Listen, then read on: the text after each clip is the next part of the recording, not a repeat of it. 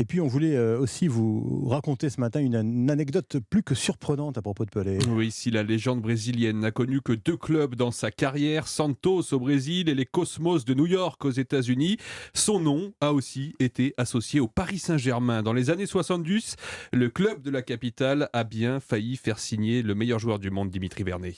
Oui, précisément à l'été 1971, le Paris Saint-Germain est alors un petit club tout juste promu en première division.